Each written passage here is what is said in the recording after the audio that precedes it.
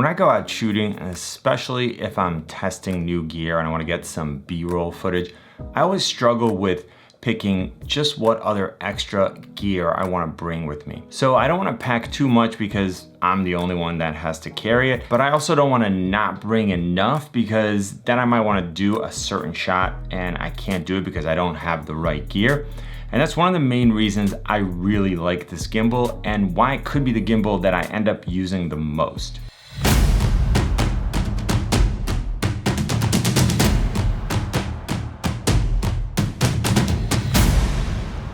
What's up guys, Sagi here and welcome to another Tech Gear Talk. Today we're going to take a look at the Zhiyun M2, which right now is $70 off, which makes it less than 200 bucks. So going back to my dilemma about what to pack, this gimbal only weighs 1.1 pounds or 500 grams. So I never really even think about it. If it's compatible with the camera that I'm using, I'm taking it. And it has a maximum payload of 720 grams, which is 1.58 pounds, and it's designed for anything from your cell phone to an action camera like the Osmo Action or a GoPro, any point and shoot camera like the RX100 Mark 7 or the G7X Mark III, and all the way up to small mirrorless cameras. And I used it with the M50, the M6 Mark II, the A6600, 6400, this is the A6100 on it, and even something like the Nikon Z50. Now, of course, when you get to these smaller mirrorless camera, you're definitely limited in terms of your lens selection. So this will work with pretty much any of the kit lenses, but you can't put a huge lens on it because you're not gonna be able to balance it and it's going to go over the weight limit. The M2 is not just light, it's also really small. If you compare it to something like the Weebill S, which I absolutely love, and if you haven't yet, check out that review. I had so much fun making that one. But you can see that it's still a lot smaller. And that means that I can throw it in my bag and take it with me, which actually ends up meaning that I take it with me whenever I travel. I really like the way that I can still lock it so it's not flailing around when I'm moving or carrying it. And if I wanna take a few pictures or do a little bit of handheld shooting, I can still do that without taking it off the M2 and then having to rebalance it. They also added this little marker that you can slide and lock into place so that you can immediately get this rebalanced when you're ready to start using the gimbal again. The shooting experience has been really outstanding for this size of gimbal.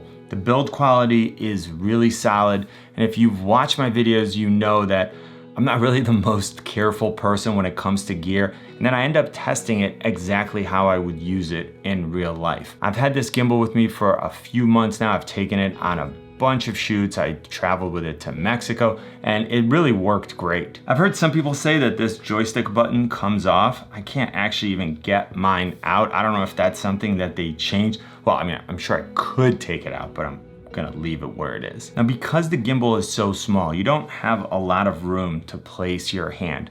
And there's always a give and take there in terms of ergonomics and portability. You can make the gimbal bigger and it'd be more comfortable to hold, but then it would be bigger and less portable. I like the Zhiyun added this little tripod foot. I always have mine attached because it adds a little bit of length to the handle, and I can get both hands on it. I can also use it to put the M2 down when I need a break. Really the only time I take it off, and depending on which bag I end up using, I may want this to be a little bit shorter so it's easier to store away. And it goes back to what I said before, I can fit the M2 in every bag that I have, which again adds to the convenience factor. I say this all the time, and a lot of people primarily focus on specs when they look at gear. And don't get me wrong, the specs are important, but for me, ergonomics and convenience sometimes outweigh specs. If a piece of gear is not comfortable to hold or use, or it's super inconvenient to bring with you, it ends up just sitting at home, sitting on the shelf, and that it doesn't do anyone any good there. Now, as far as smoothness and stability, I've been really impressed with the performance, as long as you don't push it beyond the weight limit. We have a built-in battery which lasts for about 7 hours, and we charge it using a USB-C right here. And thank you for using a USB-C, because you know it's 2020, even though this was made in 2019. Still, good job. I like that even though this is a small gimbal, it has an OLED screen.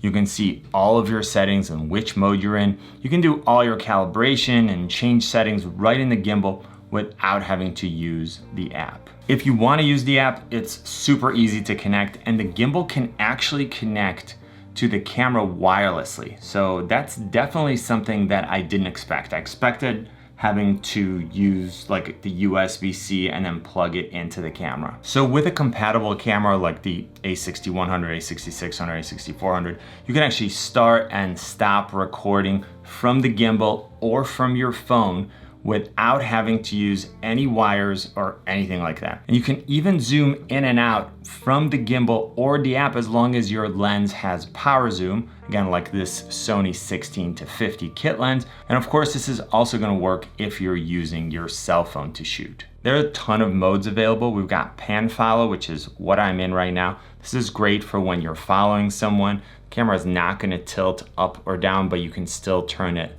left and right. So as you're following someone, you can keep them framed just how you want. We also have follow, which is activated by holding down this trigger, and now it will still pan to follow a subject, but can also point it down or point it up in case I want to get different types of shots. And then of course a double click gets me recentered. POV gives you full control where the camera is actually going to react to every movement that you make. So down, up, left, right. It's going to do everything you want to get you some really, really cool shots. Now go mode is used for really fast subjects. So the gimbal now becomes super responsive. So as I go left, right, up, down, you can see the movements of the camera are a lot faster than they were in any other mode. We also have selfie mode, which I can activate with a triple click.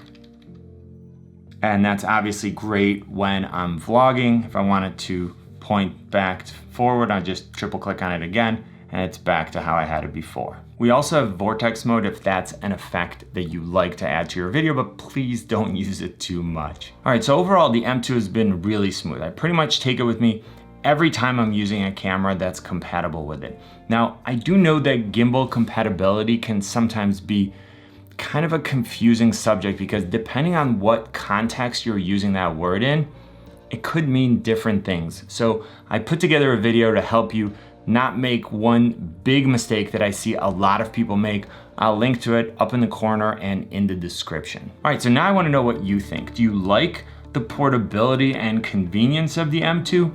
And if you have a camera that would work with this gimbal, would this be something that you would consider getting? Also, I have a lot of other gimbal reviews coming, so let me know if there's a specific make or model that you'd like for me to include, and I'll do my best to add that to my list. I'll put links in the description to where you can get the M2 and some of my favorite accessories for it. And there's always holiday specials and discounts, and the links will always be updated with the lowest pricing. And remember that at the time I'm making this video, there's a $70 off instant saving offer. When you order anything using those links, not just the M2, you help support my channel for free and you help me create more content for you, so thank you in advance. If this video was helpful, please let me know by giving it a thumbs up, tweet it, share it. If you haven't yet, join the community by hitting the subscribe and notification button. If you're on Twitter, definitely connect with me there. You can also find me on Instagram and Facebook at Tech Gear Talk.